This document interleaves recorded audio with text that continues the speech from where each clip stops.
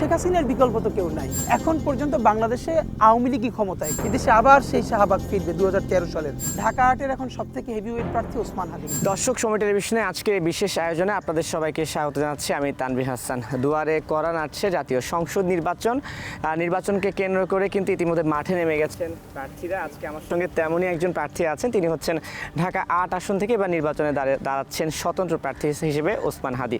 আজকে তার সঙ্গে আড্ডা দেব, কথা বলবো, নির্বাচনের মাঠ কেমন দেখছেন, কেমন উপভোগ করছেন সবকিছু জানবো। সঙ্গেই থাকুন, ভালো লাগবে। হাদি ভাই, আসসালামু আলাইকুম, কেমন আছেন? ওয়ালাইকুম আসসালাম, আলহামদুলিল্লাহ খুব ভালো আছি। কেমন আছেন? আমিও ভালো আছি।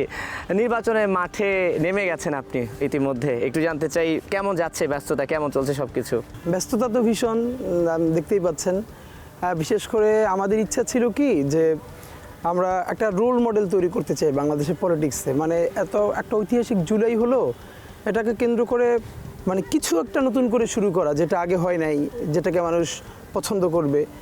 তো আমরা খুব সাহস নিয়ে শুরু করেছিলাম। ভীষণ মানে নিঃসঙ্গ লড়াই ছিল, কিন্তু আলহামদুলিল্লাহ এই নিঃসঙ্গ লড়াইটা এখন এত আল্লাহর সাথে মানুষ জোগাড় করে দিয়েছেন এবং এত আনন্দময় করে দিয়েছেন। ধরেন আমি এবং আমার টিম, আমরা 24 ঘন্টায় মনে হয় কেউ 3-4 ঘন্টার বেশি কখনোই ঘুমাই না গত অনেক দিন ধরে। কিন্তু আমরা প্রচণ্ড মানে আমাদের ফজর থেকে শুরু করি। আপনারা জানেন যে আমরা ফজর ক্যাম্পেইন করি। আমাদের ঢাকা 8 আসনের যতগুলো মসজিদ আছে, এক দিন র্যান্ডমলি এক মসজিদে গিয়ে আমরা ফজর পড়ি। তারপরে সেখানে মসজিদের সামনে মুরব্বীদের সাথে, মুসল্লিদের সাথে কথা বলবার চেষ্টা করি। সেইখান থেকে শুরু করে রাত 10টা পর্যন্ত আমরা 5 ওয়াক্ত পাঁচটা মসজিদে 5 ওয়াক্ত নামাজ পড়বার চেষ্টা করি।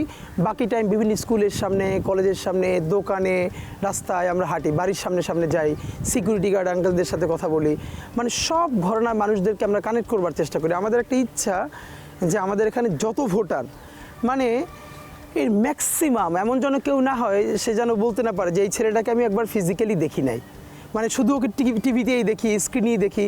যেমন এখন সব থেকে দুটো কথা বেশি শুনি, যেমন আজকেও ফজরে যেটা ক্যাম্পেইন করলাম, অনেকেই দেখে বলে সবসময় শুধু টিভিতে দেখি, আজকে সামনাসামনি দেখলাম। তো এই কথাটা যেন ইলেকশনের আগে আর বেশি না থাকে। মানে আমাদের খুব একটা ইচ্ছা যে আমরা যত কষ্ট হোক আমরা শুধু হাঁটবো, আমরা মাইলকে মাইল হাঁটবো। এবং ঢাকা আটের এমন কোনো অলিগলি থাকবে না যেখানে আমরা অনেকবার যাই না, এমনটা যেন না হয়।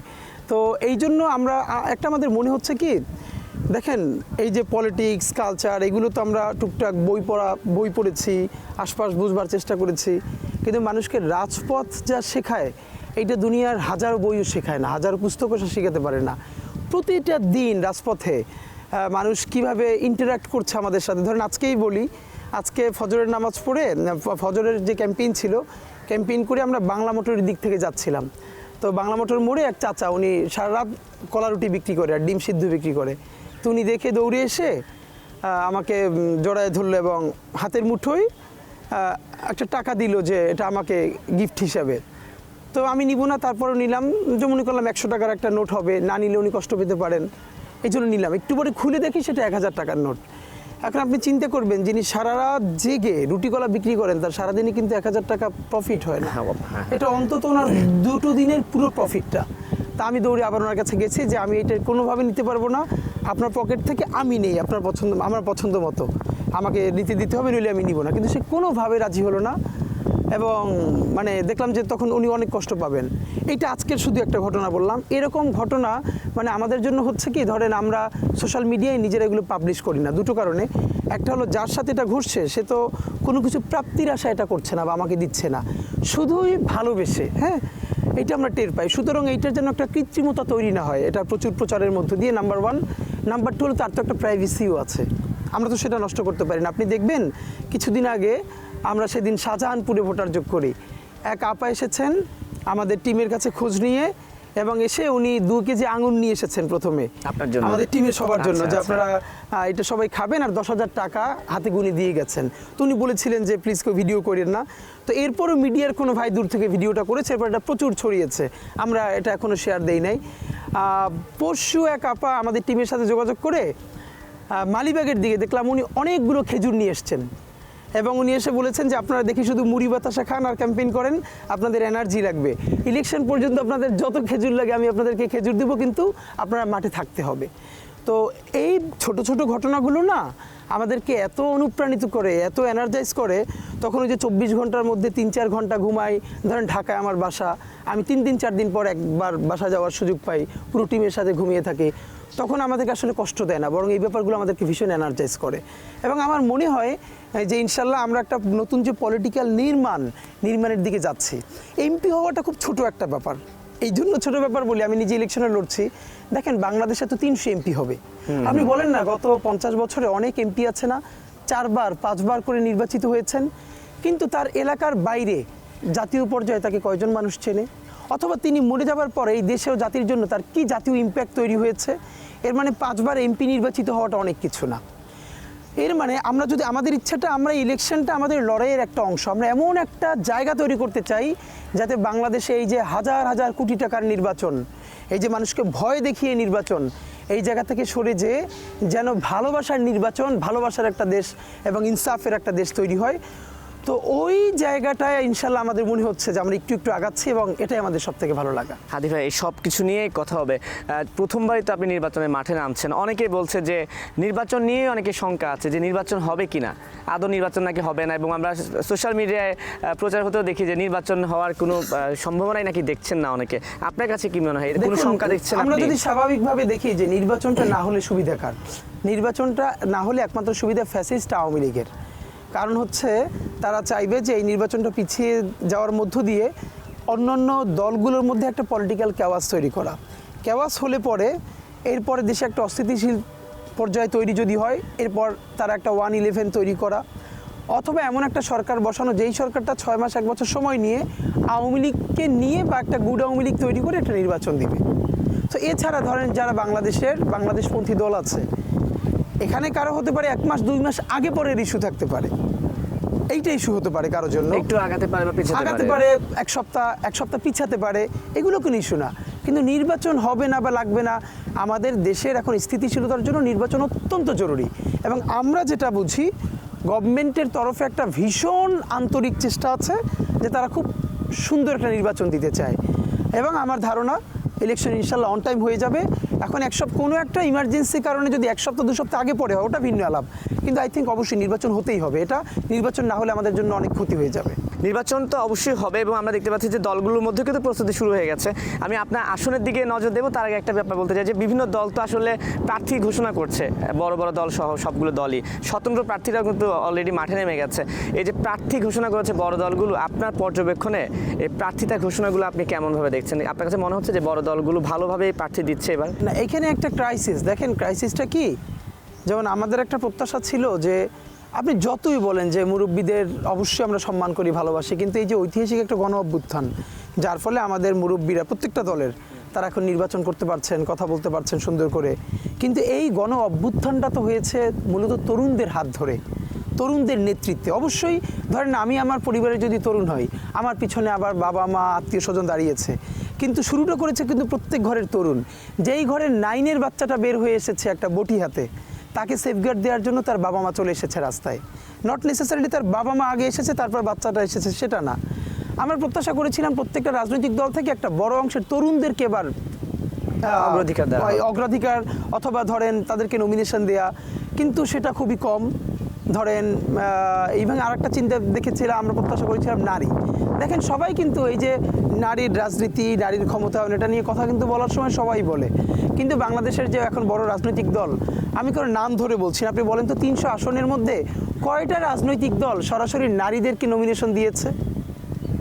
তো এই কথাটা না বলে তারা বরং বলতে চাই কি যে আমরা ওখানে নারী সংরক্ষিত আসন বাড়াবো।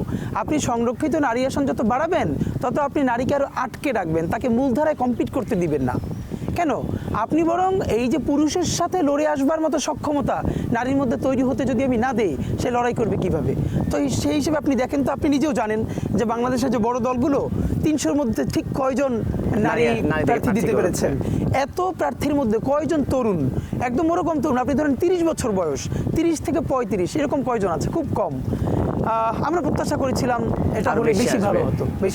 আচ্ছা, একটা কথা সবাই মাথায় ঘুরপাক খায়, আমার ঘুরপাক খাচ্ছে, হয়তো আপনি আগে বলেছেন যে ঢাকা 8 আসন, মানে সময় যত যাচ্ছে একটা মানে আলোচিত আসনে এটা হচ্ছে কেন্দ্রবিন্দুতে চলে আসছে। আপনি ওসমান হাদি 8 আসনকে কেন হচ্ছে আচ্ছা, এইটা অনেকে নির্ধারিত লিখতেছে করেছেন? ওই যে ক্রিকেট বা ফুটবল যখন বিশ্বকাপ হয় গ্রুপ অফ ডেথ থাকে না একটা, হ্যাঁ, group of death হয়ে যাচ্ছে। তো এবার হচ্ছে ঢাকা 8 গ্রুপ অফ ডেথের মতো হচ্ছে।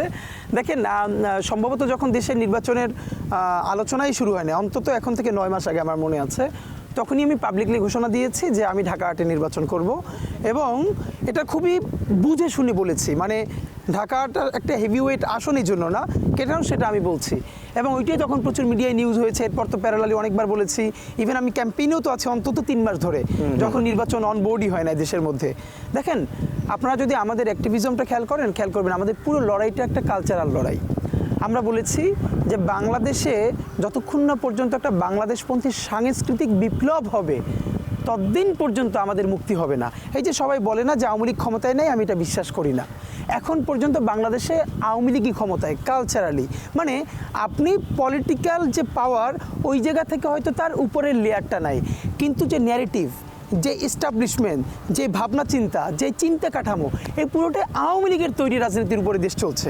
ধরেন এই জুলাই গণ অভ্যুত্থানের পরে বাংলাদেশপন্থী যত দল আছে, বিএনপি বলেন, জামাত ইসলাম বলেন, দেখেন তারা কিন্তু শুধু আগের আলোচনাগুলোর উপরে রিয়েকশন দিচ্ছে। 30 লাখ নাকি 3000 শহীদ, মানে যেই এস্টাবলিশড বয়ানগুলো সেইগুলোর এগেনস্টে তারা কি দিচ্ছে, রিয়াকশন দিচ্ছে। কিন্তু আমরা কি নতুন করে কোনো এস্টাবলিশমেন্ট, কালচারাল এস্টাবলিশমেন্ট, চিন্তা, মনস্তত্ত্ব তৈরি করতে পারছি? মানে আমি যত রিয়াকশানই দিই, এটা তো রিয়াকশনারি ফোর্স হবে।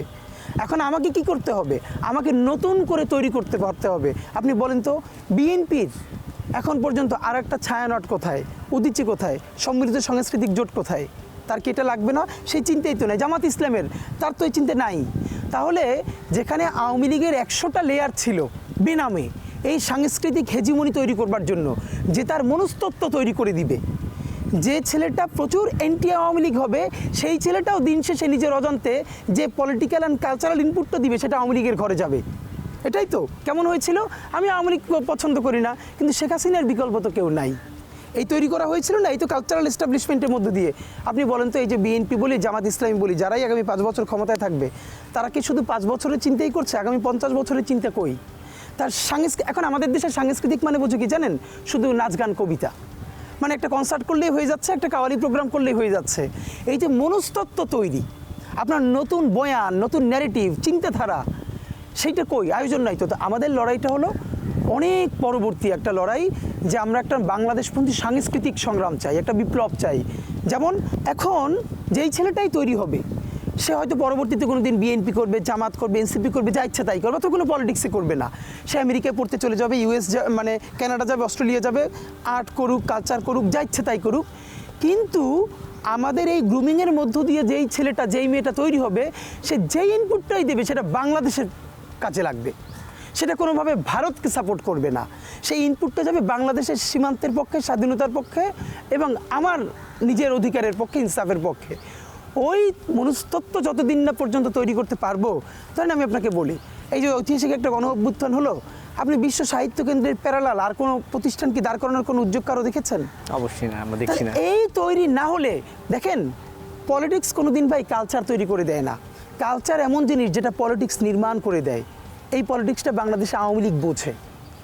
তারা এবার ভুল করেছে বিধায়, মানুষকে গণহত্যা করেছে বিধায় আজকে তাদের এই পরিণতি হয়েছে। তা আপনি আওয়ামী লীগের মতো একটা মনস্টারের সাথে লড়াই করবেন এই বুঝ ছাড়া? আমাদের এবার লড়াইটা হলো একটা কালচারাল লড়াই, এবং বাংলাদেশের কালচারাল লড়াইয়ের হাব হলো শাহবাগ। আপনারা দুইটা জায়গা আমাদেরকে খুব ফোকাসড দেখবেন। আমরা পলিটিক্সটা করি সাংস্কৃতিক প্রয়োজনে, সংস্কৃতির নির্মাণের প্রয়োজনে আমাদের রাজনীতি করা এবং নির্বাচনে অংশ নেওয়া। নির্বাচনটা মুখ্য না। আমরা নতুন রাজনীতি নির্মাণ করতে চাই, তার অংশ হিসেবে নির্বাচন করছি। আর রাজনীতির নির্মাণ করতে চাই আমরা সাংস্কৃতিক কারণে। এই কারণে শাহবাগ হলো যেহেতু হাব, শাহবাগ তন্ত্রের নামে বাংলাদেশে যে নৈরাজ্য, যে মব, যে রাষ্ট্রীয় সন্ত্রাস করে জুডিশিয়াল কিলিংয়ের মধ্য দিয়ে মানুষকে হত্যা করা হয়েছে, বিচার ব্যবস্থা ধ্বংস করে রাষ্ট্রের প্যারালাল নতুন রাষ্ট্র তৈরি করা হয়েছে, এইটার বিপরীতে আমি আপনাকে লিখে রাখি, আজকে বলি, আমরা যদি আগামী 10 বছরের মধ্যে একটা নতুন সুষ্ঠু সুন্দর জায়গা তৈরি করতে না পারি, এদেশে আবার সেই শাহবাগ ফিরবে 2013 সালের। নট নেসেসারিলি সেটা আওয়ামী লীগের হাত ধরে ফিরবে, কিন্তু না কারো কাতে ভর করে ফিরবেই। তো শাহবাগের বিপরীতে আপনি শুধু প্রতিক্রিয়া দিয়ে কিন্তু লাভ নাই, বরং আপনাকে শাহবাগকে পুনর্দখল করতে হবে ভালো অর্থে। যেই শাহবাগ স্যার সলিমুল্লাহর ছিল, সেটাকে কিভাবে ভারত দখল করে নিল, কিভাবে ভারতীয় এম্বাসির আয়োজনে এবং তার আর্থিক সহযোগিতায় সেখানে বাংলাদেশপন্থী মানুষদের হত্যার নাটক মঞ্চস্থ করা হলো। এবার আপনাকে সেটা পুনর্দখল করতে হবে, একটা রেনেসাঁ করতে হবে। সেটা যদি আমরা করতে না পারি, তাহলে আমাদের বাংলাদেশপন্থী রাজনীতি টিকবে না। ঠিক ওই কারণেই যেহেতু শাহবাগ পড়েছে ঢাকা ৮-এর মধ্যে, আমাদের লড়াইটা শাহবাগ কেন্দ্রিক, এই জন্য আমি ঢাকা ৮-এ নির্বাচন করছি এই শাহবাগ কেন্দ্রিক রেনেসাঁকে তুলে ধরবার জন্য। কিন্তু আপনার দেশের বাড়িতে হচ্ছে ঝালকাঠিতে, Exactly. আপনার এলাকার লোক যারা আছে তারা কি চাচ্ছে না আপনি আপনার এলাকা থেকে আমাকে নির্বাচন আমার করুন? মুরব্বীরা, আমার এলাকার সবাই বলে এটা আমার জন্য অত্যন্ত শান্তির। যেমন আপনি আমার যে কোনো ফেসবুক কমেন্টে দেখলে দেখবেন যে আমার এলাকার অনেক মানুষ কমেন্ট করে যে ঝালকাঠিতে তুমি কেন করছো না। তো আমি একটু আপনাকে বলতে চাই, আমি কোনোদিন ঝালকাঠির বা বরিশালের সন্তান হতে চাই না। আচ্ছা আচ্ছা। আমি বাংলাদেশের সন্তান হতে চাই। আমার কাছে ঝালকাঠির যেটা, আমার কাছে ঝিনাইদহ সেটা, আমার কাছে বরিশাল যেটা, আমার কাছে বান্দরবানও সেটা, আমার কাছে এক টুকরো বাংলাদেশ। দেখেন ছোট্ট একটা দেশ, এর মধ্যেও আমি এত বিভাজন। হ্যাঁ, আমার জন্য খুব একটা লাইফে ভালো জিনিস ছিল, আমি একদম ক্লাস 4 থেকে ইন্টার পর্যন্ত যেখানে থেকে পড়েছি, এইখানে অন্তত 40 থেকে 50টা জেলার ফ্রেন্ড ছিলাম আমরা। আমাদের কালচারাল গ্রুমিংটা দুর্দান্ত ছিল। আচ্ছা। এরপর ইউনিভার্সিটিতে আসার পরে তো কোথায় ছিল একটু সেটা একটু এটা যদি ঝালকাঠি এলএস কামিল মাদ্রাসা, আচ্ছা, ঝালকাঠিতে। আচ্ছা, কিন্তু বাংলাদেশে অলমোস্ট সব জেলার ফ্রেন্ড আমাদের সাথে ছিল, সিনিয়র জুনিয়র। তো আমরা ওই সময় সবার সাথে মিশতে শিখেছি, এটা খুব কাজে এসেছে। তা আমি মনে করি আমি যদি ঢাকা ৮-এ করি, আমি এখান থেকে যে লড়াইটা করব সেইটা ঝিনাইদহেও পৌঁছবে, সেটা ঝালকাঠিতেও পৌঁছবে। অর্থাৎ আমার দৃষ্টি যদি সমান হয় তাহলে পুরো দেশটাই আমার কাছে Exactly, একই। exactly, exactly. একটু যেহেতু আওয়ামী লীগের কথা উঠলো, হাদি ভাই আপনি রিসেন্টলি দেখেছেন কিনা যে সজীব ওয়াজেদ জয় একটা কথা বলেছে যে আওয়ামী লীগ ছাড়া বাংলাদেশে নির্বাচন সম্ভব নয়, হতেও দেওয়া হবে না। আপনার কাছে কি মনে হয় যে আসন্ন নির্বাচনে আওয়ামী লীগ নির্বাচনের জন্য বিশাল একটা বাধা হয়ে থাকবে, হয়তোবা সেটা বিভিন্নভাবেই? দেখেন আওয়ামী লীগের শক্তিটা কোথায়, তারা গত 15 বছরে হাজার হাজার কোটি টাকা, মানে এইটা এমন অঙ্কে বলবার সুযোগ নেই যেটা আমরা কানেক্ট করতে পারি, মানে অত বড় অঙ্ক আমরা কোনো সময় হিসাব করি না। হাজার, মানে আপনি ভাবেন একটা জেলা সভাপতি ছাত্রলীগের ফরিদপুরের, সেও কয়েকশো কোটি টাকা পাচার করে। একটা ছাত্রলীগের জেলা সভাপতি, সো হোয়াট অ্যাবাউট বড় লিডাররা? হ্যাঁ, তো সেই টাকাগুলো তাদের কাছে আছে। বাংলাদেশের মতো জায়গায় দেখেন, এখানে না 5,000 টাকায় কন্ট্রাক্ট ক্লিক করানো সম্ভব। যে কোনো মাদকাসক্ত কাউরি দিয়ে আপনি রিক্সায় চলে যাচ্ছে, এই যে আমি সারাদিন ঘুরি, আমাকে একটা পোস্ট মেরে চলে যাবে। মানে এখানে এই যে আওয়ামী লীগ মিছিলে লোক নামা, এগুলো কি কেউ আওয়ামী লীগ? একজন দুইজন থাকে, সব মানুষকে 5,000 10,000 টাকা দিয়ে তারপরে 2 মিনিটের জন্য মিছিলে নামায়, কিন্তু তারপরে যে ধরা খায় তারে তো থানায় নিয়ে যায়। এর মানে আমাদের এখানে, এটা আমি আপনাকে ফাঁকে বলে রাখি, আমাদেরকে বলে যে আমাদের রাজনীতি, আমাদের সমাজ কবে পরিবর্তন হবে। আপনি যত ভালো কথা বলেন, যত টিভি প্রোগ্রাম করেন, 1 পয়সারও লাভ হবে না যতদিন না পর্যন্ত আমাদের আর্থিক সঙ্গতি তৈরি হবে, যতদিন না পর্যন্ত চরম দারিদ্র্য মানুষের মধ্য থেকে দূর হবে, ততদিন পর্যন্ত আপনি এখানে খুব ভালো একটা রাষ্ট্র পাবেন না। কারণ চরম দারিদ্র্য মানুষকে দুর্নীতিগ্রস্ত এবং অপরাধ প্রবণ হতে উদ্বুদ্ধ করে। যেজন্য আল্লাহর রাসূল সাল্লাল্লাহু আলাইহি সাল্লাম পর্যন্ত নিজে চরম দারিদ্র্য থেকে আল্লাহর কাছে পানা চেয়েছেন। আলী রাদিয়াল্লাহু তাআলা বলেছেন, চরম দারিদ্র্য যদি কোনো ব্যক্তি হতো আমি তাকে হত্যা করতাম। তা আমাদের দেশে এখনও চরম দারিদ্র্য সীমার নিচে অনেক মানুষ আছে। আমরা যদি মানুষের ন্যূনতম একটা ভালো আর্থিক জীবন সবার জন্য তৈরি করতে পারি, ধনী গরিবের বৈষম্যটা একটু দূর করতে পারি, তাহলে আশা করি এই যে নির্বাচনে ভোট কেনার ব্যাপার, দেখেন কোনো শিক্ষকের কাছে কিন্তু কেউ গিয়ে ভোট কেনে না, কারণ সে জানে সে তার ভোটটা, মানে ন্যূনতম যার একটা ডিগনিটির লাইফ আছে, সে কি 5,000 টাকায় ভোটটা বেচবে না। কিন্তু যেই লোকটার নুনান্তে পান্তা ফুরায় সে কিন্তু বেচবে। এই জন্য আমাদের কি করতে হবে, যতদিন না পর্যন্ত আমরা মানুষের একটা অর্থনৈতিক মুক্তির ব্যবস্থা করতে পারবো, ততদিন সমাজ বলেন, রাষ্ট্রবিজ্ঞান বলেন, যত পড়ান, মুক্তি ঘটবে না। এই জন্য আমার যেটা বলা, যে আমরা একটা ওই লড়াইটাই যদি পৌঁছাতে পারি, আশা করি তাহলে আমরা একটা ভালো জায়গায় পৌঁছাতে তাহলে পারবো। হাদি ভাই, আপনার এই কথা থেকে কি একটা বিষয়কে আমরা ক্লিয়ার হতে পারি কি, যেটা হচ্ছে বাংলাদেশের রাজনৈতিক অস্থিরতা সবসময় তো বিরাজ করে, এর পেছনে আসলে এই যে দারিদ্রতাই দায়ী, কারণ টাকা দিয়ে মানুষ কেনা যায়, বিরাট ব্যাপার, সেটা অবশ্যই। রাজনীতি করার জন্য হোক কিংবা হাঙ্গামা যাই আমি করার আপনাকে জন্য। বলি, এই যে এখন সব রাজনৈতিক মিছিলগুলো হবে না সামনে, এরপরে প্রচুর মারামারি হবে না, আল্লাহ না করুক খুনোখুনি হতে হবে। আপনি আমাকে ইলেকশনের দিন পর্যন্ত ভাই আজকে লিখে রাখেন, তারপর একটা রিপোর্ট দিয়েন যে যত জায়গায় যত মানুষ মারা যাবে বা ব্যাডলি ইনজিউর্ড হবে, ওই এলাকার এমপি প্রার্থীর ছেলে আছে কিনা বা মেয়ে আছে কিনা, তারা থাকবে। সে মারামারি করার জন্য কিন্তু তার ছেলেটাকে মেয়েটাকে নিচ্ছে না। সে US কানাডা অস্ট্রেলিয়ায় পড়াশোনা করে, তার মারামারির জন্য কাকে নিচ্ছে? ওই যে বস্তি থেকে 100 জন, বাহির থেকে 50 জন, যে এই লোকটার টাকার দরকার আছে। ইভেন যার একটা ডিসেন্ট ব্যবসা আছে, দোকান আছে, সেও তো দোকান বন্ধ করে ওখানে যায় না। এর মানে এই যে বিরাট সংখ্যক মানুষ বেকার, বেকারত্ব থেকে সে অ্যাডিক্টেড হয়ে যাচ্ছে, মাদকাসক্ত হয়ে যাচ্ছে। তাকে 1000 টাকা দিলে তো তার বিরাট ব্যাপার। আপনি তাকে দিয়ে মিছিল করাচ্ছেন, মিটিং করাচ্ছেন, মানুষকে মারামারি করাচ্ছেন। তো আমি যদি প্রত্যেকটা মানুষের একটা কর্মক্ষেত্র তৈরি করতে পারি, ন্যূনতম একটা ডিসেন্ট লাইফ ব্যবস্থা করে দিতে পারি, কোনো রাজনৈতিক নেতা মিছিল দেওয়ার জন্য একজনও আর খুঁজে পাবেন না। তখন নিজের ছেলে মেয়ে নিয়েই নামতে হবে। ঢাকা 8 আসনের দিকে চলে আসি। গ্রুপ অফ ডেথ, আপনার বিপরীতে আছে বিএনপি থেকে মির্জা আব্বাস, জামাতে প্রার্থী আছে, শোনা যাচ্ছে যে সাদেক কায়েমও হয়তো বা প্রার্থী হতে পারে। এই যে এত বড় বড় প্রার্থীদের সঙ্গে আপনি মাঠে নামছেন, আপনার আসন নিয়ে এখন আপনার মূল্যায়ন কি, যে এদেরকে আপনি কিভাবে দেখছেন, বা আপনার আসনে আপনি কোনো প্রতিকূলতা পাচ্ছেন কিনা এখন পর্যন্ত? প্রথমত হলো হেভিওয়েট শব্দটা যদি মানুষের ভালোবাসার সাথে কানেক্ট করানো যায়, তাহলে ঢাকা 8-এর এখন সবথেকে হেভিওয়েট প্রার্থী ওসমান হাদি ইনশাআল্লাহ। এটা আমি আপনাকে বলছি না, আপনারা টিম নিয়ে আমরা যখন ক্যাম্পেইনে যাই দূর থেকে দাঁড়াই দেখেন। যদি ভালোবাসায় বলি, এরপরে বাংলাদেশে ইলেকশন অনেক ধরনের মেকানিজম আছে, আপনারা এগুলো জানেন। যাদের হাতে অনেক টাকা, অবৈধ টাকা, সেই টাকা খরচ করে তারা অনেক দামি প্রার্থী দাঁড় করান। সেই দামি প্রার্থীদের মাধ্যমে এজেন্ট দিয়ে ভরে ফেলান কেন্দ্র। তারপরে সব এজেন্টে যেহেতু তারপরে আরও কিছু টাকা পয়সা দিয়ে কেন্দ্র দখল করা, অনেক ধরনের ইলেকশন ইঞ্জিনিয়ারিং আছে, আপনারা জানেন। তো বাংলাদেশে ইলেকশন মানে যে ব্যাপারটা, এটা তো খুবই কমপ্লেক্স। কিন্তু যদি ভালোবাসা বলতে কিছু থাকে, তাহলে ইনশাল্লাহ আমরাই এখন ওই অর্থে সব থেকে বেশি হেভিওয়েট। আর যাদের প্রার্থীর কথা বলছেন, সবার প্রতি সম্মান রেখে বলতে চাই যে এই যে তাদের সাথে লড়ছি, এইটাই তো আনন্দের। মানে আপনি ধরেন, আমাকে অনেকে জিজ্ঞেস করে আব্বাস ভাইয়ের এগেনস্টে ইলেকশন করতেছি, তাই আমি বললাম এই যে আপনারা চিন্তা করেন যে আব্বাস ভাইয়ের সাথে অনেকে ইভেন আমাকে একটা মিডিয়া থেকে, একটা টেলিভিশন আপনারা চিনবেন, উনি আমার খুবই ওয়েল উইশার, ফোন করে বললেন যে ভাই আপনি একটু কাইন্ডলি আপনার যে অবস্থা, আপনি একটা অন্য আসনে সুইচ করলে ইনশাল্লাহ আপনি হয়ে যাবেন, আমরা আপনাকে সংসদে চাই। তা আমি বললাম দেখেন, এই যে অনেক বড় ফিগারের বিপরীতে লড়া যায়, এইটা যে মানুষের মনে আমরা তৈরি করতে পারলাম, এইটাই তো আমার জয়। মানে দুনিয়ার কেউ আনকনটেস্টেড থাকবেন না, এই চিন্তাটা এসেছে কোত্থেকে? হাসিনার বিরুদ্ধে বড় বড় রথী মহারথী লড়াই করে বসে আর সম্ভব না, সে মইরে গেলে তারপর চিন্তা করো বলে সবাই বিদায় নিচ্ছে না? অবশ্যই। বাচ্চারা তাকে ফালাই দিচ্ছে। তো আমাদের জায়গাটা হলো ওই হিসেবটা না এখন আর দুনিয়ায় মিলবে না। এই জন্য হেভি ওয়েট, লেস ওয়েট এই শব্দগুলো আগের জায়গায় আর ব্যবহার করা চলবে না। হয়তো আপনি দেখবেন ইনশাল্লাহ, আমি আপনাকে বলছি, প্রফেসর ইউনূস যেভাবে কমিট করেছেন সুষ্ঠু নির্বাচন, ঈদের আনন্দের মতো, যেখানে ভোট কারচুপি হবে না, কেন্দ্র দখল হবে না, মারামারি হবে না, ইনশাল্লাহ আমরা আমাদের আশা মানে জয়ের ব্যাপারে সর্বোচ্চ আশাবাদী, এবং এটা ইনশাল্লাহ ইতিহাস গড়ব আমরা প্রত্যাশা করছি। এরপরেও যদি আমরা কোনোভাবে কিছু ভোটে হেরে যাই, মনে রাখবেন আমার হারানোর কিছু নাই। কেন?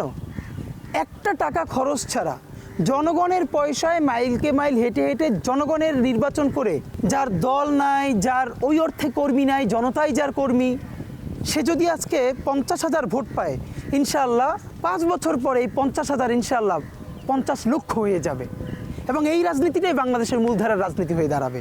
সুতরাং আমাদের হারানোর কিছু নেই, আমরা জয়ের উপরেই আছি। আচ্ছা, এই প্রসঙ্গগুলো আরও কথা বলবো, যে ফান্ডের কথা আসছিল। আমি দেখলাম যে লাস্ট 30 নভেম্বর আপনি একটা পোস্ট দিয়েছেন যে প্রায় 15 লক্ষ টাকা ফান্ড উঠেছে আপনার। এই টাকাগুলো কিভাবে আপনারা কালেকশন করছেন, কিভাবে ব্যয় করবেন, খরচ করবেন, বা এটার প্রতিদানটাই বা কিভাবে আসতে পারে? দেখেন, প্রথম ব্যাপার হলো যে আমরা তো যেহেতু জানিনি, যে আমি বলেছি যে ক্রাউড ফান্ডিংয়ে মানুষের পয়সা মানুষের জন্য নির্বাচন করব। তো অনেকে বলে যে আপনাকে ভোট দিলে লাভ কি? তা আমরা খুব মজা করে বলি যে আমারে ভোট দিলে একটাই লাভ, সেটা হলো আমি চুরি করব না আপনার টাকা। মানে আপনার টাকা তো সবাই চুরি করছে, পাচার করছে, তো আপনার টাকা চুরি না করা কি লাভ না? দেখেন, আমরা এখন যেটা বলেছিলাম যে 30 তারিখ পর্যন্ত আমরা সম্ভবত 17 দিনের না 23 দিনের একটা 17 দিনের হিসাব দিয়েছি, তাতে আমরা 15 লক্ষ সামথিং আমাদের সব অ্যাকাউন্টগুলো মিলিয়ে ফেসবুকে আমরা আপডেট দিয়েছি। এবং আমি এটা গত 1.5 বছর ধরে বাংলাদেশে, আপনারা জানেন, আমরা ইনকিলাব মঞ্চ থেকে যত প্রোগ্রাম করেছি, 5,000 টাকা থেকে শুরু করে 50,000 টাকার রেঞ্জের প্রোগ্রাম, আমরা প্রত্যেকটা প্রোগ্রাম ক্রাউড ফান্ডিংয়ে করেছি, এবং প্রত্যেকটা প্রোগ্রামের পাই টু পাই হিসাব, আয় এবং ব্যয় আমরা বাংলাদেশে প্রথম নজির স্থাপন করে পাবলিক স্টেটমেন্ট দিয়েছি। ব্যাংক, বিকাশ, নগদ প্রত্যেকটা স্টেটমেন্ট আমরা পাবলিক ওপেন করেছি। আমরা ইনকিলাব কালচারাল সেন্টার করেছি, যে এইটা করতে আমাদের প্রায় 20 থেকে 25 লক্ষ টাকা লেগেছে। হ্যাঁ, প্রত্যেকটা পয়সা মানুষ আমাদেরকে দিয়েছে। 20 টাকা থেকে শুরু করে, আমি আপনাকে বলছি স্টেটমেন্ট আছে, 20 টাকা থেকে শুরু করে 20,000 টাকা। যে ইনকিলাব কালচারাল সেন্টারটা আমরা সবার জন্য, মানুষ এখানে বই পড়তে আসে, চা কফি খেতে আসে, আড্ডা দিতে আসে, এবং এই প্রত্যেকটা টাকার হিসাব আমরা ফেসবুকে আপলোড করেছি, আমরা নজির স্থাপন করেছি। এরপরও বলেছি যারা ডোনার আছেন তারা যদি আরও ডিটেইল হিসাব দেখতে চান, খরচ আমরা সব সংরক্ষণ করে রেখেছি, মেমোগুলো আমরা দেখাতে পারবো। এবং এখন আপনাকে যেটা বলি, আমার যে নির্বাচন আয়, এই আয়ের একটা টাকা আমি নিজ হাতে ধরি না, এটা আপনাকে জানালাম। আচ্ছা। আমার নির্বাচনী প্রধান মানে আমাদের দায়িত্বশীল হলো আব্দুল্লাহ আল জাবের, যিনি একই সাথে ইনকিলাব মঞ্চেরও কেন্দ্রীয় সদস্য সচিব, কিন্তু এখানে তো আমি স্বতন্ত্র নির্বাচন করছি। এই সমস্ত অ্যামাউন্টের হিসাব আমাদের জাবেরের হাতে থাকে। তিনি এই টাকা তোলেন, তিনি এই টাকাগুলো খরচ করেন এবং হিসাব রাখেন। এই একটা টাকা আমি নিজে হাতে কখনো ধরি না। কিন্তু এই যে আপনি এই যে পাবলিক ফান্ডিং দিয়ে যে নির্বাচন করছেন, আমরা কিন্তু ইউরোপিয়ান অনেক দেশে কিন্তু এটা অ্যাভেলেবেল একটা বিষয়, আমার দেশে অতটা গ্রহণ এখনও মানুষ দেখে অভ্যস্ত না। তো এটা নিয়েও তো অনেকে বিতর্ক করে যে ও মানুষের টাকা থেকে বিকাশে করে টাকা তুলে নির্বাচন করে, ও আমার কি করবে? তা আমি একটা মজার ব্যাপার বলি, এই যে ধরেন বিকাশ থেকে বা নগদ থেকে বা ব্যাংক থেকে টাকা তুলে করবে, কি করবে, এর মানে সে যে আপনার সাথে চাঁদাবাজি না করে আপনার অস্ত্র ঠেকাইয়া দেখেন। আমরা যখন সবজিওয়ালাদের সাথে কথা বলি তখন আমরা টের পাই যে এই লোকটা আগে 200 টাকা চাঁদা দিত, এখন তার 400 টাকা চাঁদা দেয়া লাগে। শুধু বলে নাই ভয়ে, তাহলে ওই ব্যবসাটুকুনো করে খাবে কি করে? তো আপনি আমাদেরকে বলবেন আমরা ক্রাউড ফান্ডিং করে কি করি, আর আপনি কি করেন? ক্রাউড ফান্ডিং করেন না। আপনি কিভাবে করেন? আপনি আর্মস ফান্ডিং করেন, গিয়ে আর্মস ঠেকাইয়া একটা ভিক্ষুকের কাছ থেকে টাকা নেওয়া হয়। আপনি জানেন যে একটা এলাকায় কোন কোন মসজিদে কারা কারা ভিক্ষা করবে, সিন্ডিকেট আছে, আমি আপনাকে বলি। আপনারা চাইলে এর উপরে তদন্ত করতে পারেন, ইনভেস্টিগেশন ডিবেট করতে পারেন। এবং কোন কোন মসজিদে ভিক্ষা বেশি দেওয়া হয়, সেইখানে কোন টিম যাবে সেটার উপরে ওখানকার পলিটিক্যাল লিডাররা কানেক্টেড হয়, যারা ছেঁচড়া টাইপের লিডার, এবং একটা অ্যামাউন্ট তাদেরকে দিতে হয়, আপনারা ওখানে ভিক্ষায় দাঁড়াইতে পারে না। যেই দেশের বিভিন্ন দলের নেতাকর্মীরা ভিক্ষুকদের কাছ থেকে পর্যন্ত টাকা তুলে চাঁদা নিয়ে রাজনীতি করে পেট চালায়, মানে তারা কি বললো না বললো এটা নিয়ে আমরা চিন্তা করব? বরং আমি তো বলছি, আমি তো এই যে ক্রাউড ফান্ডিংয়ের টাকায় আমার সংসার চলে না। আমি একটা ইউনিভার্সিটিতে শিক্ষকতা করি, প্রাইভেট বিশ্ববিদ্যালয়ে। এছাড়া আমি বিভিন্ন শিক্ষা প্রতিষ্ঠানে টিচার্স ট্রেনিং করা, ইংলিশ ফনেটিক্স স্পোকেন প্রেজেন্টেশনের। আমি প্রচুর কর্পোরেট ট্রেনিং করিয়েছি এক সময়। আমি আইএলটিএসের দীর্ঘদিনের ট্রেনার ছিলাম। বরং এখন এই জুলাই গণ অভ্যুত্থানের পরে আমার সেই স্কোপগুলো কমে গেছে। এরপরে এখনও আমি ইউনিভার্সিটিতে পড়াই এবং সেখান থেকে আমি আমার লাইফ লিড করি। তো আমি তো বলতে চাই যে আপনারা এবার সকল রাজনীতিবিদকে, আজকে আমাকে জিজ্ঞেস করছেন না, প্রত্যেকটা আমার ঢাকা হাটের প্রত্যেকটা প্রার্থীকে জিজ্ঞেস করেন আপনার বৈধ ইনকাম কি। মানে আপনার তো বাসায় বাজার হয়, বাসা ভাড়া দেওয়া লাগে, বাচ্চাদের স্কুল আছে, ওষুধ কেনা লাগে বাবা মার, আপনার এটার বৈধ উপায় কি? আমি তো বলতে পারছি, আমি বিশ্ববিদ্যালয়ে পড়াই, আমি কোচিং করাই, রাইট? অবশ্যই। তাহলে আপনি আরও 5জন প্রার্থীকে জিজ্ঞেস করেন, যদি কারো বৈধ ইনকামের পথ না বলতে পারে তাহলে সে চাঁদাবাজি করে। এই জায়গাটা আমাদেরকে এক্সপোজ করতে হবে। নির্বাচনে সবাই তো একটা ইশতেহার থাকে যে আমি আমার এলাকার জন্য কি করব, বা একটা প্রতিশ্রুতি থাকে। আপনার পক্ষ থেকে আপনার ঢাকা 8 আসনের জন্য, কিংবা আপনি তো বলেছেন যে আমি সমগ্র বাংলাদেশের জন্য হাদি হতে চাই, আপনার পক্ষ থেকে কি ধরনের প্রথমত প্রতিশ্রুতি বলি, আছে? আমরা আপনারা দেখেছেন বাংলাদেশে আমরা আরও একটা নতুন কাজ শুরু করেছি, যেটা এখন অনেকে অনুকরণ করছে। এইটা আমাদের আনন্দ যে আমাদেরকে দেখে তারা অনুপ্রাণিত হচ্ছে। আমি ঢাকার 9 ওয়ার্ডের অন্তত এখন পর্যন্ত আমরা 9 দিনব্যাপী আমরা বড় বোর্ড নিয়ে চলে গেছি। আচ্ছা। যেখানে সারাদিন আমরা থেকেছি, হ্যাঁ, এবং ভোটার যোগ নামে জনগণ এসে আমাদের সম্বন্ধে যা বলতে চায়, সে কেমন ঢাকা আট চায়, কেমন নেতা চায়, আমাদের ব্যাপারে তার কি পরামর্শ বা অভিযোগ তারা লিখে দিচ্ছে। আপনারা দেখবেন আমাদের বিভিন্ন ভিডিও আছে, বিভিন্ন ছবি আছে, প্রত্যেকটা ওয়ার্ডে ওয়ার্ডে এসে লোকজন সারাদিন লিখে দিচ্ছে। আমরা সেই সমস্ত কাগজগুলো নিয়ে এসেছি, একত্র করেছি, আমাদের রিসার্চ টিমকে দিয়েছি। এখন প্রত্যেকটা সেই লেখা থেকে আমাদের ব্যাপারে তাদের পরামর্শ, অভিযোগ, প্রত্যাশা আমরা সর্ট আউট করছি, তারা কি চায়। এই রিসার্চ টিম এই কাজটা শেষ করার পরে আমরা এই সমস্যার সমাধান নিয়ে আবার প্রত্যেকটা ওয়ার্ডে ওয়ার্ডে আবার যাব, বলবো আপনারা এই সমস্যা বলেছিলেন, এই সমাধান আমরা বের করেছি। এরপরে প্রতিটা প্রশ্ন নিয়ে আমি একটা পডকাস্ট করব, যে এই সমস্যা বলেছিলেন, এই সমাধান আপনাদের সামনে আমরা প্রস্তাব করতে চাই। তো আমরা কাজ করছি এবং সেটা নিয়ে আমরা চূড়ান্ত ইশতেহার দিব, যেটা আমরা বলে দিচ্ছি জনতাই লিখছে জনতার ইশতেহার। কারণ আমি একটা কপি পেস্ট ইশতেহার লিখে জনগণের উপরে চাপাই দিব, সেটা বোঝেও না, পড়েও না, এর তো কোনো দাম নাই। বরং জনগণ যা লিখছে সেইগুলোকে নিয়ে ইশতেহার করবো, তাহলে জনগণ পড়ে বুঝবো এই কথাটা তো আমি লিখেছিলাম, হাদি তো আমার সমস্যার কথা বলছে। তো এটা আমরা করছি, এর চূড়ান্ত ইশতেহার আমরা তখন জানাবো। আপাতত রাফলি কয়েকটা জিনিস নিয়ে কাজ করবার ইচ্ছা আছে, আমি আপনাকে বলে রাখতে পারি। এর একটা হচ্ছে যে আপনারা জানেন যে মূলত তো আমরা প্রধানত তরুণদের মধ্য থেকে উঠে আসা। আপনি বাংলাদেশের যত বিশ্ববিদ্যালয় আছে তরুণদের উপরে যদি একটা গবেষণা করেন, দেখবেন second third year final year পরে কেউ জানে না সে অনার্স শেষ করে কী করবে, ভীষণ ডিসঅ্যাপয়েন্টেড। এর কারণ বাংলাদেশে একটাই শুধু জিনিস তৈরি করে রাখা হয়েছে, বিসিএস নিবে প্রতি বছর 2000 থেকে 2200 জন, আবেদন করে প্রায় 5 লাখ, 4 বছর 5 বছর নষ্ট হয়ে যায়। এখন বিসিএসের প্রতি এই মোহটা কেন? বিসিএসে নবম ক্যাডারে যুক্ত হলে তার প্রথম বেতন 26 থেকে 27 হাজার, সর্বোচ্চ সে 40 থেকে 45 হাজার টাকা পাবে যদি সে ঘুষ না খায়, হারাম কামাই না করে। অ্যাডমিন ক্যাডার হোক, পুলিশ ক্যাডার হোক, আমি এটাকে 50 হাজার নিলাম, মিটিং টিটিং করে 60 হাজার নিলাম। তো বাংলাদেশে তো এরকম প্রচুর ডিসেন্ট জব, প্রাইভেট জব আছে যারা 1 লাখের উপরে এমনিতেই ভালো স্যালারি পায়। তাহলে এরপরও কেন ওই বিসিএসের জন্য 5 বছর ধ্বংস করছে, এরপরে ক্যাডার হতে না পেরে সে আত্মহত্যা করছে? কারণ গত 15 বছরের বাংলাদেশে যার পরিবারে একজন পুলিশ ক্যাডার আছে সে সমস্ত বিপদ আপদ থেকে মুক্ত, তাকে কেউ গুম করবে না, খুন করবে না, ক্রস ফায়ার দিবে না। যদি কারো পরিবারে একজন অ্যাডমিন ক্যাডার থাকে, ট্যাক্স ক্যাডার থাকে, তাহলে তার সাথে এই ব্যাপারগুলো ঘটবে না। একটা জিডি যদি আপনি থানায় করতে যান, আপনার কোনো ক্যাডারে আত্মীয় স্বজন না থাকলে আপনি একটা জিডি পর্যন্ত করতে পারবেন না। সো এবার নতুন লড়াইটা হলো, আপনি যেই দলের হন, এমনকি যদি আওয়ামী লীগেরও সমর্থক হন, আপনার সাথে যদি অন্যায় হয় আপনি কোনো রাজনৈতিক পরিচয়ে থানায় গিয়ে মামলা করতে পারেন যদি জিডি করতে পারেন। আপনি যদি BCS admin, police, tax, customs হয়ে 1 পয়সা হারাম খেতে না পারেন, আমি লিখে দেই, তাহলে পরবর্তীতে আর বিসিএসে কেউ পরীক্ষাই দিতে চাবে না, কারণ এত পশ লাইফ তো সে লিড করতে পারবে না। যেই বেতন 45 হাজার টাকা কিন্তু ঘড়িটার দাম তার 90 হাজার টাকা, তার যদি দুদক গিয়ে ধরে এই ঘড়ি পাইছো কই, তাহলে তো সেই ঘড়ি কিনবে না এবং এই লাইফ লিড করবে না। তাহলে তার কি লাগবে? প্রচুর উদ্যোক্তা লাগবে, উদ্যোক্তা হইতে হবে। বাংলাদেশে আজীবন সব সরকার বলে কি, উদ্যোক্তা হও। আপনি গিয়ে 50 হাজার টাকা উদ্যোক্তা হওয়ার জন্য ব্যাংকে আবেদন করে 5 লাখ টাকা লাগবে সেটার জন্য ঘুষ দেওয়া, মানে এত কমপ্লেক্স প্রক্রিয়া, আপনি জীবনে উদ্যোক্তা হইতে পারবেন। আপনি যদি 2 নম্বর প্রক্রিয়া হন, সব অনুমোদন পেয়ে যাবেন, সব অফিসে গিয়ে ঘুষ দেবেন। আর যদি চান যে না আমি একটু সুষ্ঠুভাবে করব, আপনি পারবেন না। আমার লড়াইটা হলো অন্তত 5000 তরুণকে যারা অনার্স পড়ুয়া, ঢাকা বিশ্ববিদ্যালয় থেকে শুরু করে এখানে যত প্রাইভেট বিশ্ববিদ্যালয় আছে, এদেরকে স্কিল বেসড ট্রেনিং করবো। ইতিমধ্যে আমি অন্তত 10টা ইনস্টিটিউটের সাথে কথা বলেছি, তারা বলেছে তারা আমাকে এটা সাপোর্ট করবে। যেমন ল্যাঙ্গুয়েজ ট্রেনিং, অফকোর্স এর মধ্যে থাকবে ইংলিশ, আরবি, ফরাসি, জাতিসংঘের 3টে ভাষা, অ্যান্ড চাইনিজ, যে যেটা পছন্দ করে।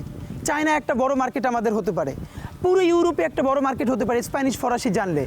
আরবি বাংলাদেশে শুধু ধর্মীয় কারণে তেলাওয়াত শেখানো হয়, কেউ ল্যাঙ্গুয়েজ শেখায় না, অথচ পুরো মিডল ইস্টে আমাদের বিরাট মার্কেট, ল্যাঙ্গুয়েজ জানা না বিধায় কামাই করতে পারে না।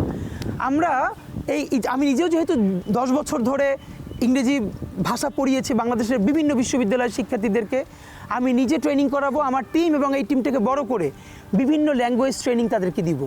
এর সাথে আইসিটি কেন্দ্রিক অনেকগুলো ভোকেশনাল ট্রেনিং দিয়ে যাতে অনার্স পড়া অবস্থাতেই সে কী করবে এটার একটা গাইডলাইন পেতে পারে। এবং আমাকে ইতিমধ্যে বাংলাদেশের 10টা ফার্ম আমার এই আলোচনাটা শুনে তারা ইতিমধ্যে যোগাযোগ করেছে, আমি যদি শুরু করি তারা আমাকে বিনামূল্যে এই সাপোর্টটা দিবে, তরুণদেরকে এম্পাওয়ার করব। আর একটা কথা বলে রাখি, ঢাকা আর্টের কোনো প্রান্তে চাঁদাবাজি হবে না, এটা আমি আপনাকে বলে রাখি। সিন্ডিকেটটা তো অনেক বড়, সব আমি বন্ধ করতে পারবো কি না জানি না, 2টো কাজ পারবো। নাম্বার 1, ঢাকা আর্টের একটা সবজিওয়ালা, ভ্যানওয়ালা কাছ থেকে যদি কেউ চাঁদা তোলে, আমি ওসমান হাদি সেটা শুনলে আমার টিম নিয়ে সেখানে গিয়ে দাঁড়াবো। তার কাছ থেকে চাঁদা তুললে আমার গায়ে হাত দিয়ে তুলে তারপরে দিতে হবে। আর যদি অনেক রাঘব বোয়াল হয়, যিনি নিজে যান না, তার লোক পাঠান, তাহলে তার নামটা তো জানবো। সংসদে না 10 বার এমপি হওয়ার কোনো দরকার নাই, জীবনে ইম্প্যাক্টফুল কাজ 1বার 2বার করতে পারলেই হয়। এটা আমি আগেও বলেছি, আবারও বলি, যেই রাঘব বোয়ালরা তাদের ছানাপোনা পাঠিয়ে চাঁদাবাজি করাবেন ঢাকা আর্টের মধ্যে, আমি সংসদে দাঁড়াইয়া বিসমিল্লা বইলা প্রত্যেকের নাম প্রকাশ করে দিব, এরপরে যা আছে কপালে আমার হবে, এইটা আমি করবই। নাম্বার 3, পুরো বাংলাদেশের চিকিৎসা ব্যবস্থার হাব হলো শাহবাগ, শুধু ঢাকা আর্টের না, পিজি, বারডেম, ঢাকা মেডিকেল, এমনভাবে সিন্ডিকেট করে রাখা হয়েছে। চিকিৎসা তো চিকিৎসা, আপনি মরে গেলে আপনার লাশটা পর্যন্ত নিয়ে অ্যাম্বুলেন্স সিন্ডিকেট করা হবে। আপনাকে চাওয়া হবে 20,000 টাকা, ওই 20,000 টাকার কমে যদি কোনো 15,000 টাকায় যেতে চায়, আপনার লাশ সেখানে তুলতে দিবে না। আপনি চিন্তা করেন, এমন দেশে আমরা আছি। আমি ইনকিলাব মঞ্চের ভাইদের এবং ঢাকা আর্টে আমার তরুণ বন্ধুদেরকে নিয়ে আমরা একটা ভলান্টিয়ারি টিম করব, যাদেরকে আমি মানুষের কাছ থেকে টাকা নিয়ে প্রতিদিন 500-700 টাকা করে তাদেরকে দিব, এই ভলান্টিয়ারি সার্ভিসটা যারা দিবে। কিন্তু কোনো সিন্ডিকেট ব্যবসা এই হসপিটাল জোনে চলবে না। অনেক অসুস্থ মানুষ আসেন, কোন ডিপার্টমেন্টে, তিনি নিউরোলজিতে যাবেন নাকি তিনি হেপাটোলজিতে যাবেন তিনি জানেন না। তারে সাপোর্ট করবার মতো পুরো কাউন্টারে কেউ নাই। আমরা বুথ স্থাপন করব এবং তাকে একদম ওই হসপিটালে ওই টেস্টের জায়গায় নিয়ে যাওয়া, ডায়াগনোসিস সেন্টারে, এইরকম আমরা ছেলে মেয়েদেরকে দিয়ে পার্ট টাইম জবের ব্যবস্থা করব। তাতে ও কিছু সুবিধা পাবে, পার্ট টাইম একটা টিউশনের টাকা পাবে, আর ওই মানুষগুলো মনে করবে আমি হসপিটালে গিয়ে পৌঁছলে আমারে হেল্প করবার কেউ আছে। এখন আমি চাইলে আপনারা অনেক বড় বড় স্বপ্নের কথা শোনাতে পারি, কিন্তু আমাকে খেয়াল করতে হবে আমি যেটুকুন বলি, আমি উসমান হাদি আবারও বলি, আমি যেটা বলি ইনশাল্লাহ আমি ওইটা করার জন্য বলি, বা যেটা বলি ওইটা করি। আমি এখন পর্যন্ত আমার ক্যাপাসিটিতে যেটা যেটা করতে পারবোই এটুকুন বললাম, বাকি ইনশাল্লাহ আর অনেক কিছু করব। আমি আপনাকে শুধু এটুকুন বলি, যদি আল্লাহ আমাকে এমপি বানায়, বাকি 299 জন এমপি তার ভোটারদের কাছে ইনশাল্লাহ পরবর্তী নির্বাচনে চাপের মুখে পড়বেন ভালো অর্থে, এবং তারা শুনতে বাধ্য হবেন যে এই ছেলেটা এইটা পারলে আপনারা কেন পারলেন না। ইনশাল্লাহ এটা বাংলাদেশের মানুষের ভালোবাসায় এবং তাদের সহযোগিতায় আমরা সবাই মিলে করে দেখাবো ইনশাল্লাহ। হাদি ভাই, সময় শেষ হয়ে আসছে, তবু অনেক প্রশ্ন জমা হয়ে আছে। একটা প্রশ্ন করি, ইলেকশনে আসলেই যে আপনি বলছিলেন না যে আমি ভোটারদের দ্বারে যাচ্ছি, ভোটারদেরও তো একটা অভিযোগ আছে যে যখন নির্বাচন আসে তখন আমরা প্রার্থীদের দেখা পাই, নির্বাচন শেষ হয়ে গেলে তো প্রার্থী দেখা আর পাই না। আমি আগেই অনেক বড় কথা বলতে চাই না, আমি শুধু ঢাকা হাটের আমার ভাই বোন, আমার আঙ্কেল আন্টি সবাইরে একটা কথা বলি, জিতি আর হারি আপনারা আপনাদের হাদিকে পাবেন কি না এটা ইনশাল্লাহ সময় বলে দিবে। আচ্ছা, সময় দেন। ঠিক আছে, ইনশাল্লাহ। সাইবার বুলিং নিয়ে একটু প্রশ্ন করতে চাই। আমি আপনার কমেন্টস চেক করি সবসময়, আপনিও কিছু কিছু কমেন্টসে রিপ্লাই করেন। সাইবার বুলিং এর ব্যাপারটা নিয়ে আপনার কিছু বলা আছে কিনা? আপনাকে তো মনে প্রচুর বুলিং এর শিকার হতে হয়। মানে দেখেন, আমাকে বুলি করা হলে আমি তো আমার সামান্য গায়ে লাগে না, মানে এটা তো বাংলাদেশে এখন গাছ হয়ে গেছে, কিন্তু খারাপ লাগে কি ধরেন, আমার মা, আমার স্ত্রী, আমার পরিবারের এমন কোনো নারী নাই যাকে নিয়ে এই দুনিয়ার এমন কোনো নোংরা শব্দ নাই যাদেরকে নিয়ে আমাকে ইনবক্সে মেসেজ করা হয় না, এবং স্বাভাবিকভাবে তো তখন আপনার খারাপ লাগবে, তাই না?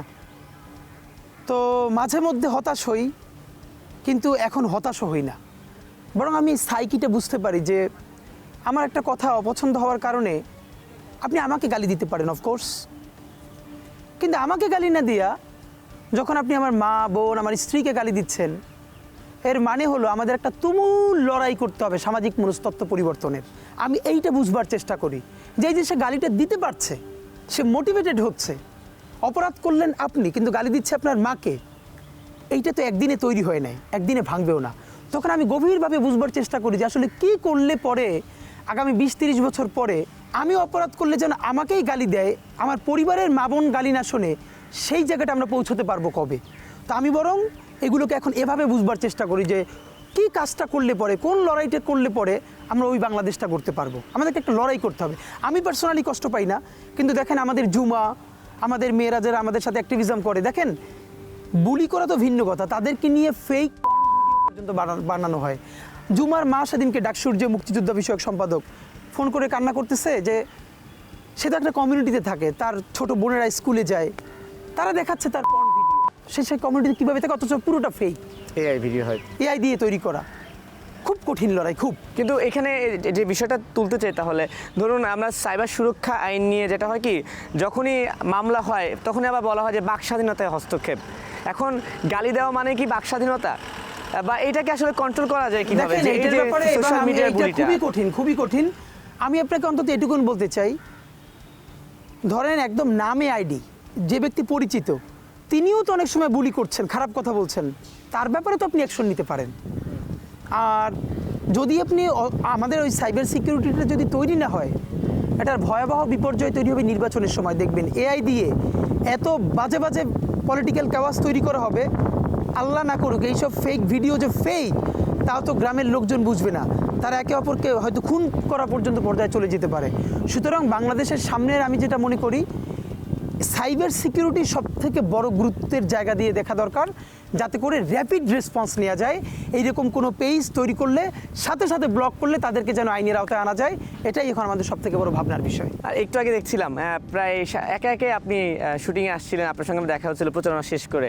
এই যে একা একা চলাফেরা করছেন, জীবন নিয়ে শঙ্কায় ভুগেন না কখনো, যে মনে হয় না যে জীবন আমার নিয়ে তো একা হতে শঙ্কা পারে? আছে। ধরেন এখন আমি জীবন নিয়ে শঙ্কা যদি করি, প্রথমত হলো আমি তো আমার কাজে সারাদিনই একা ঘুরতে হয়। কখন আমার সাথে 10টা ছোটো ভাই থাকে, কখন আমি সারাক্ষণই একা থাকি।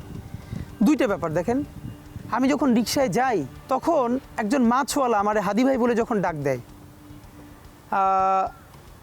গতকালকে আসছিলাম, আমি আপনার মাধ্যমে বলে রাখি, যদি এই ভিডিওটা শুনে, রিক্সাটা অনেক জোরে আসছিল একটা দোকানের সামনে থেকে, বাচ্চাটা ওর কণ্ঠ শুনে বুঝতে পারছি 8 বা 9-এর হবে। আমি থামাইতে পারি নাই, ও দোকানের মধ্যে কিছু খাচ্ছিল, জোরে হাদি ভাইয়া বলে জোরে একটা চিৎকার করছে। আমার কালকে রাত থেকে খুব খারাপ লাগতেছে যে আমি থামাইয়া ওকে রেসপন্স করতে পারলাম না। আমার ডাকটা শুনে মনে হয়েছে যে ওর এত আপন কাউরে ও এরকম করে ডাকছে, এটা তো আপনি পয়সা দিয়ে পাবেন না।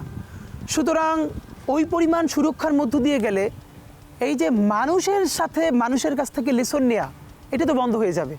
দেখেন, হায়াত মৌতের মালিক আল্লাহ, ন্যূনতম সিকিউরিটি নিয়ে চলাও হলো সুন্নাহ। কিন্তু আমাদের লড়াইটা হলো, আমার মা স্বাভাবিকভাবেই কান্নাকাটি করেন, আমার পরিবার সবাই। তো আমি আমার মাকে বলেছি যে দেখো, মানে আমরা যে লড়াই নেমেছি, আমার একটা মনে হয় কি, কোনো রাজনীতিবিদের না বাসায় মৃত্যুটা হইতে পারে না, এটা কোনো ভালো মৃত্যু না। যিনি রাজনীতি করেন, যিনি লড়াই করেন, যিনি বিপ্লবী, যিনি সংগ্রামী, তার মৃত্যুটা হবে একটা সংগ্রামের মধ্য দিয়ে, একটা রাজপথে, একটা গ্লোরির মৃত্যু। আমি তো ভীষণভাবে প্রত্যাশা করি, আমি ছোটোবেলা থেকে এই স্বপ্নটা দেখি, অনেক জায়গায় বলেছি, যে একটা তুমুল মিছিল হচ্ছে অন্যায়ের বিরুদ্ধে, সেই মিছিলের সামনে আমি আছি, কোনো একটা বুলেট এসে আমার বুকটা হয়তো বিদ্ধ করে দিয়েছে, এবং সেই মিছিলে আমি হাসতে হাসতে আমি শহীদ হয়ে গেছি। এবং সবাই যখন মৃত্যুটাকে ভীষণ ভয় পায়, আমি তখন হাসতে হাসতে আল্লাহর কাছে ভীষণ সন্তুষ্টি নিয়ে পৌঁছতে চাই যে আমি একটা ন্যূনতম ওই জীবনটা লিড করতে পারলাম, যে আমি একটা ইনসাফের হাসি নিয়ে আমি আমার আল্লাহর কাছে পৌঁছতে চাই। সুতরাং আগামী 50 বছর বাঁচলাম, কোনো ইম্প্যাক্ট তৈরি হলো না আমারই দিয়ে, দেশের জন্য, রাষ্ট্রের জন্য, উম্মার জন্য, জাতির জন্য। কিন্তু আমি ধরেন 5 বছর বাঁচলাম, সেটার মধ্য দিয়ে যদি আগামী 50 বছরের ইম্প্যাক্ট তৈরি হয়, তাহলে অনেক দিন বেঁচে থাকায় কি সাফল্যের? বলেন, শহীদ প্রেসিডেন্ট জিয়াউর রহমান কয়টা দিন বেঁচেছেন? কিন্তু ভাবেন, আজকে পর্যন্ত উনি আমার অনুপ্রেরণা। হাঁটতে হাঁটতে আমার পা ফুলে যায়। আমি, আমার টিম, সেদিনকে ব্যাগের মধ্যে জুতো নিয়ে তারপরে একটা শপিং মলে ঘুরছিলাম, মানে পা ফুলে গেছে, পা জুতোয় ঢুকাতে পারছিলাম না। তো জিয়াউর রহমানের একটা ওনার গল্প মনে পড়ছিল, যিনি মাইলকে মাইল যখন হাঁটতেন, ওনার সাথে স্টাফদের পা ফুলে যেত, কিন্তু ওনার তো আর্মি ট্রেনিং আছে। তখন তাকে বলতো যে স্যার, আপনার তো আর্মি ট্রেনিং, আমরা তো আর পারি না। এই জন্য ওনাকে মানুষ রাখাল রাজা বলতো। তা আমরাও সারা বাংলাদেশের 56,000 বর্গমাইলে হাঁটতে চাই, আমরা ইনসাফের চাষাবাদ করতে চাই, একটা স্বাধীন সার্বভৌমত্বের সততার বাংলাদেশ তৈরি করতে চাই। আল্লাহ যে কয়দিন হায়াতে রাখবেন, এই লড়াইটা করব। যেদিন নিয়ে যাবেন, আমি স্বপ্ন দেখে যেতে চাই, আমি আমাদের এমন টিম, আমি আমার সন্তানকে রেখে যেতে চাই, আমার মৃত্যুর পরে যেন এই লড়াই বন্ধ না হয়, এই লড়াই যেন বাংলাদেশে কিয়ামত পর্যন্ত জারি থাকে। ঠিক আছে ওসমান হাদি ভাই, আপনাকে অসংখ্য ধন্যবাদ। একটা মজার প্রশ্ন দিয়ে শেষ করতে চাই, সেটা হচ্ছে যে তরুণদের মধ্যে আপনি খুব জনপ্রিয়, এবং কোনো একটা কারণে আপনার একটা ভিডিও কিন্তু সোশ্যাল মিডিয়াতে খুব ভাইরাল। যখনই কোনো ঝগড়াঝাটি হয়, সেখানে হাদির সেই ভিডিওটা চলে আসে। এই ভিডিওটা নিয়ে কি আপনি শেষমেশ কিছু বলবেন?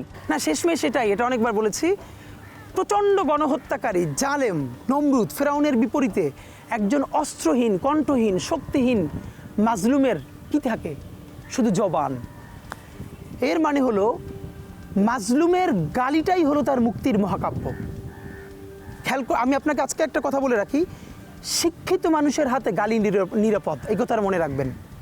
গালি একটা উইপন, শক্তিশালী উইপন, কিন্তু আপনি কার বিরুদ্ধে কখন ব্যবহার করবেন এইটা সবাই জানে না। এই গালিটা সবসময় শিক্ষিত মানুষের হাতে নিরাপদ, কারণ সে জানে কাকে গালি দেওয়া যায়, কাকে গালি দেওয়া যায় না। আমি গণহত্যাকারীদেরকে যেভাবে গালি দিব, এই গালিটা আমি কোনোদিন নিশ্চয়ই যিনি গণহত্যা করে নাই তাকে দিব না। এর মানে গালি আপনার সোসাইটিতে ছিল, আছে, থাকবে, কিন্তু আমাদেরকে জানতে হবে কোন গালি কাকে দেওয়া যায় আর কাকে দেওয়া যায় না, এটাই।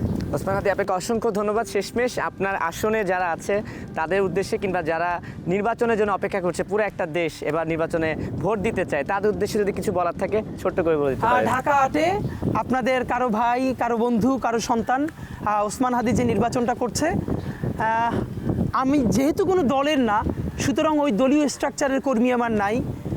আপনারা জনতাই আমার কর্মী, ঢাকা ৮-এর ময়দানটাই হলো আমার দল, এবং জনতা যেই হাদিকে তৈরি করছে, আল্লাহ তাআলার অসীম রহমতে ইনশাল্লাহ সেই হাদি আপনাদের সবাইকে নিয়ে ইনশাল্লাহ বাংলাদেশের নতুন রাজনীতি তৈরি করবে। আপনাদের দোয়া চাই, সমর্থন চাই, ভালোবাসা চাই। ঠিক আছে ওসমান হাদি, আপনাকে অসংখ্য ধন্যবাদ, এত ব্যস্ততার মধ্যেও আমাদেরকে সময় দিয়েছেন। ভালো ধন্যবাদ। থাকবেন আপনি। দর্শক, এতক্ষণ কথা বলছিলাম ঢাকা ৮ আসন থেকে স্বতন্ত্র প্রার্থী হওয়া ওসমান হাদির সঙ্গে। অনেক কথা বলছি, আশা করি ভালো লেগেছে। যে যেখানে থাকবেন ভালো থাকবেন এবং সময় টেলিভিশনের সঙ্গে থাকবেন।